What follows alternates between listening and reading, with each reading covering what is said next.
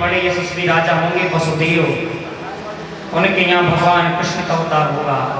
हम सब लोगों के कष्ट की निवृत्ति होगी। देवता लोग भी गोपी बन करके मथुरा वृंदावन में जन्म लिया है। और इधर मथुरा के एक यशस्वी राजा है जिनका नाम है उग्रसेन। इनकी पत्नी गर्भवती है। एक द्रुमिल नाम के राक्षस की छाया उग्रसेन की पत्नी पर पड़ गई। उससे जिस बालक ने जन्म लिया उसकी जन्म पत्री बनवाई गई। ब्राह्मणों ने कहा तो बड़ा राक्षस होगा, आपके कुल को कलंक लगाने वाला होगा, इसलिए इसका त्याग कर दो। महाराज उग्रसेन ने उसे लता पताओं में लपेटा और जमुना जी में बहा दिया।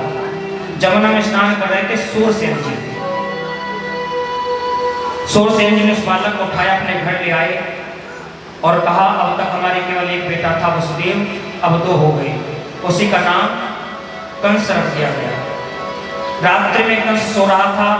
नारद जी ने आकर कान में बता दिया तुम वसुदेव, तुम सूरसेन के पुत्र नहीं हो, उग्रसेन के बेटा हो। रात्रि में उठकर गया, भगवान भोलेनाथ की तपस्या की।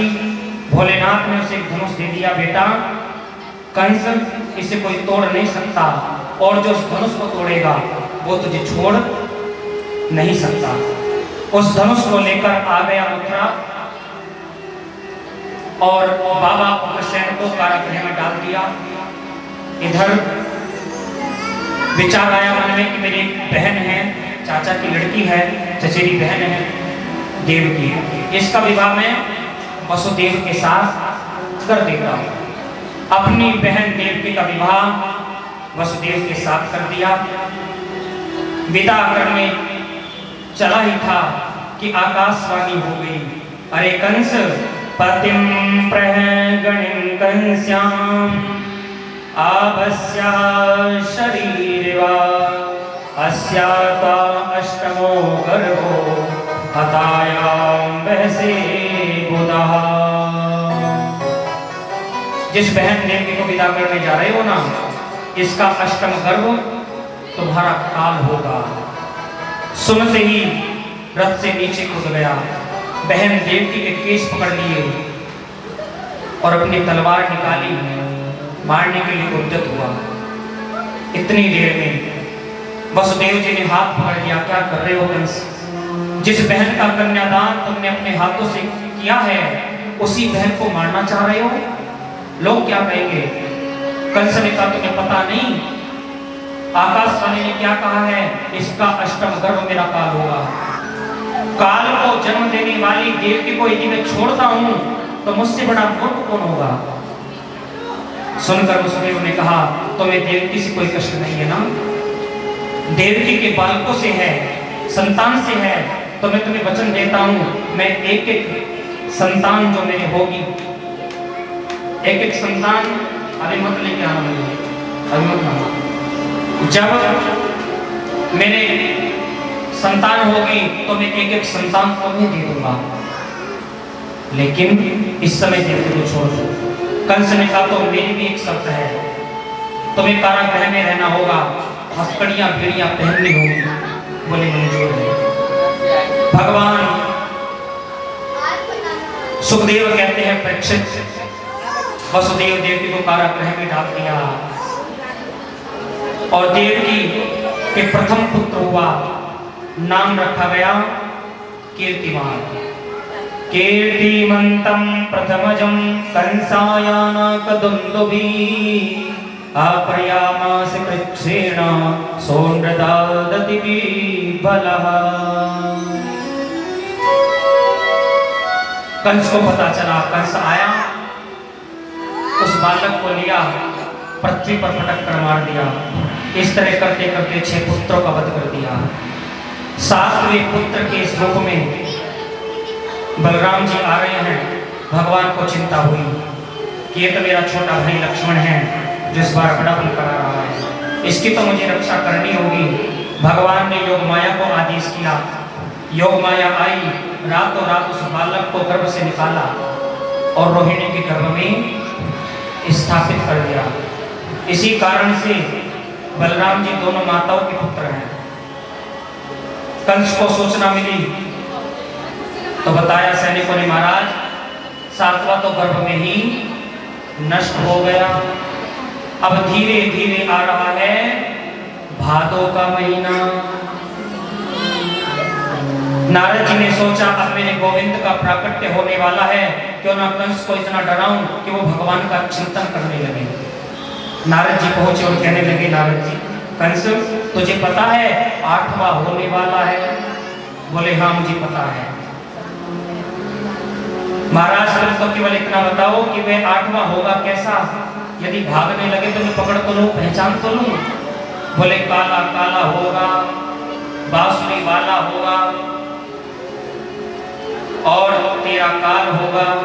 अब कंस की तो रातों की नींद हराम हो गई। काला काला होगा, बांसुरी वाला होगा, कोई काली चीज आ गई सामने, अरे हटाओ हटाओ ये काला है, ये मार देगा। सब्जी में जीरा आ गया, अरे हटाओ ये काला है, ये मार देगा। इतना चिंतन करने लगा। सुखदेव महामुनि कहते हैं, परीक्षित देवताओं ने मिलकर भगवान की स्तुति की, प्रभु अवतार लीजिए। सत्याव्रतम सत्य परम त्रिसत्यम सतस्य योनिम निहितं च सत्या सतस्य सत्या व्रत सत्य नेत्रम सत्यात्मकं त्वां शरणं प्रपन्नः। हे प्रभु आप सत्य हैं, सत्य की रक्षा के लिए, धर्म की रक्षा के लिए अवतार लीजिए। इधर 10,000 सैनिकों की व्यवस्था की है कंस ने, ताले लगवा दिए और कृष्ण पक्ष की अष्टमी तिथि को प्रभु ने सोचा कि मां देव की भाग्यशाली इसलिए हैं कि मैं इनके गर्भ से अवतार लूंगा। यशोदा भाग्यशाली इसलिए है क्योंकि यहाँ मैं बाल लीलाएं करूंगा। लेकिन रोहिणी को क्या मिला? इसलिए जिस दिन मेरा अवतार होगा उस दिन का नक्षत्र रोहिणी नक्षत्र कहलाएगा। सुखदेव कहते हैं अष्टमी तिथि के रात्रि को ठीक 12 बजे माता देवकी का कारागृह मंदिर बन गया। कारागृह में प्रकाश हो रहा है, पूरे ब्रजमंडल में सन्नाटा छा गया, सारे सैनिक सो गए और मेरे गोविंद का प्राकट्य हो गया। बोले बाल कृष्ण भगवान की, बोले बाल कृष्ण भगवान की जय। शंख चक्र गदा पद्म लिए भगवान खड़े हैं। मैया ने भगवान की स्तुति की। तब माँ देवकी ने कहा, प्रभु क्या आदेश है? भगवान बोले, मैं छोटा बन जाता हूँ, मुझे अपना दुग्ध पान कराइए और पलिया में लेटाकर मुझे गोकुल पहुँचा दीजिए। गोकुल में यशोदा रानी ने एक कन्या को जन्म दिया है, उसको लाकर कंस को दे दो और मुझे गोकुल पहुँचा दो। वसुदेव ने कहा, ये सब कैसे करेंगे? हथकड़ियाँ लगी हैं, बेड़ियां लगी हैं। भगवान ने कहा, जो मेरा आश्रय ले लेता है उसके मैं सारे बंधनों को खोल देता हूँ। वसुदेव देवकी ने भगवान को गोदी में लिया, मैया ने स्तनपान कराया है। वसुदेव ने भगवान को पलिया में लेटाया, लेकर के चल पड़े। एक एक ताला खोलता गया। बीच में जमुना महारानी पड़ गई। जमुना महारानी ने देखा, मेरे पति का, मेरे नारायण का अवतार हुआ है, मुझे दर्शन करने हैं। तो भगवान ने पलिया से नीचे अपने पांव निकाल दिए, चरणों को निहार कर जमुना मैया ने रास्ता दे दिया है। और इधर यशोदा मैया के बगल में भगवान को लिटाकर उस कन्या को लेकर वसुदेव जी आए। एक एक ताला बंद होता चला गया। जब तक भगवान थे तो शांति थी, योग माया आई तो अशांति फैल गई। उस कन्या ने रोना प्रारंभ कर दिया। सारे सैनिक जग गए। महाराज कंस को पता चला। कंस आए, उस कन्या को लिया, पृथ्वी पर पटक दिया। उस कन्या ने 8 भुजाएं धारण कर ली और आकाश में जाकर आकाशवाणी कर दी, अरे कंस किम मया हत्यामं नंदा जाता खलु पांतकृत यत्र का पूर्व शत्रुर्मा हंसी कृपणामृता। मेरे जैसे निरपराध बालकों को मारकर तुझे क्या मिला कंस? तेरे काल ने तो जन्म ले लिया है गोकुल में। कंस ने पूछा किसके यहाँ लिया है? बोले ये मैं नहीं बताऊंगी। ऐसा कहकर मैया तो अंतर ध्यान हो गई। ये तो हो गई कहाँ की बात? कहाँ की बात है भाई? कहाँ की? वृंदावन की, मथुरा की। अब कहाँ चलना है? कहाँ चलना है? अब गोकुल चलना है। क्या बोलना पड़ेगा? अब केवल 5 मिनट में जन्मोत्सव होगा बड़े भाव के साथ। क्या बोलना पड़ेगा? ऐसे नहीं, जोर से बोलना पड़ेगा। अब ये बताओ, कथा हिंदी में सुनोगे या ब्रज भाषा में? हाँ, ब्रज भाषा वाले हाथ उठाओ एक बार। वाह, हिंदी वाले उठाने एक बार। हिंदी को सुनने वाला कोई नहीं है। अरे हमको शुरू से ब्रज भाषा में सुना देते थे। अच्छा, हिंदी वाले उठाओ। कुछ माताएं हिंदी वाली हैं। चलो, मातृभाषा में भी सुनाएंगे और ब्रज भाषा में भी सुनाएंगे। हाँ, क्या बोलना पड़ेगा? बोले नंद के लाला की जय। नंद बाबा ब्रज के राजा हैं। नंद बाबा के घर लाला नाए भयो। नंद बाबा 75 वर्ष के हैं गए, लाला भयो नाए।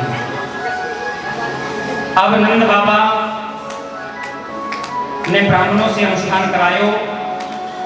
अब सबको ऐसा लगने लगा कि यशोदा मैया के लाला अवश्य होएगो। हाँ, तो आज नंद बाबा की 2 बहनें हैं, नंदा और सुनंदा। दोनों को पता चला कि भाभी के कुछ होने वालों हैं, तो 6 महीना पहले ही आएंगे। भाभी की सेवा करेंगी तो मेवा मिलेगी। भाभी के गले में एक हार है, नवला का हार, वो लाला होने से मिलेगो। हाँ, भाभी की सेवा करेंगी, लाला होएगो तो हमें नवला का हार मिलेगो। इधर वसुदेव जी अष्टमी तिथि की रात्रि में कब अदला बदले कर गए किसी को पता नहीं चला। नवमी की सुबह सुनंदा ने सोचा भाभी रोज जल्दी जग जाया करें, आज क्यों नहीं जगी।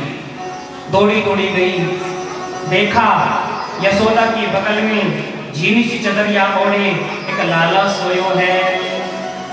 अब तो सुनंदा खुश हो गई, धीरे धीरे चदरिया हटाई, फिर ढक दी। अरे राम राम राम, लाली ना होए, लाला ही होए। लाली होने से वो तो कोई तकलीफ नहीं है, लेकिन वो जो नवला का हार मिलेगा वो लाला होने से मिलेगा। अब धीरे धीरे चदरिया हटाई, फिर ढक दी। हे भगवान, लाली ना होए। फिर 21 बार हरि शरणम हरि शरणम हरि शरणम का जाप किया। धीरे धीरे चदरिया हटाई तो लाला दिख गए, वो नंद के लाला। अब तो एक थारी ली और थारी वो लेकर के पहुंच गई जमुना किनारे।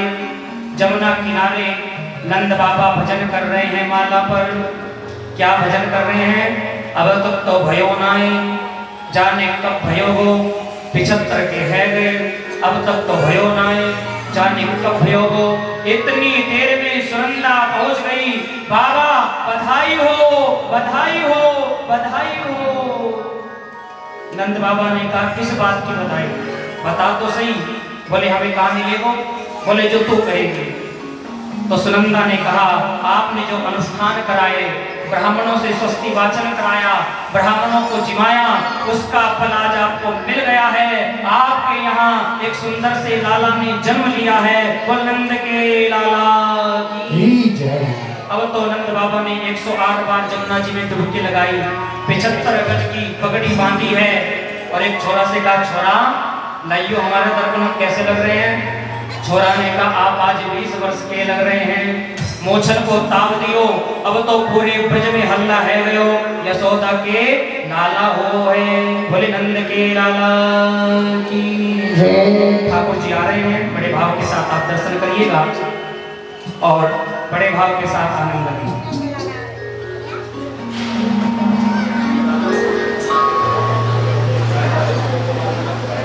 नंद जी के गंगना बज रही आज बधाई। आइए देवी बजे बधाई नहीं अभी हमारे बिहारी सभी नगर से आए हैं।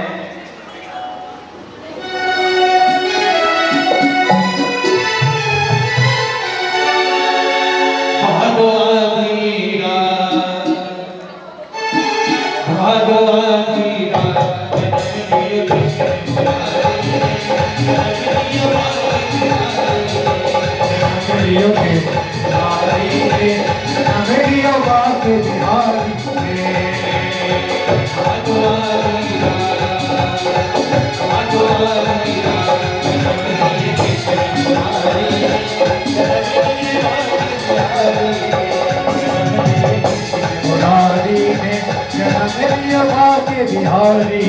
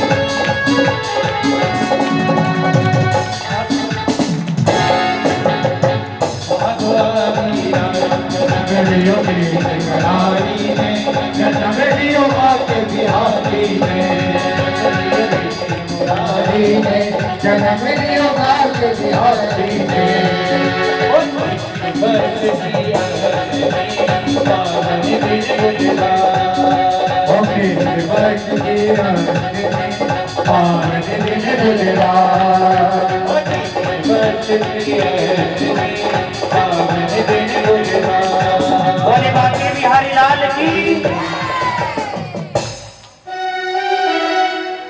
नंद के लाला की, बोले नंद के लाला की। आज ठाकुर जी का अवतार नंद के अंगना में बज रही आज बधाई। सौ बार बधाई भक्तों, लाखों बार बधाई। 100 बार बधाई मन तो लाखों बार बधाई। नंद के अंगना में बज रही आज बधाई। नंद के अंगना में बज रही आज बधाई। नंद जी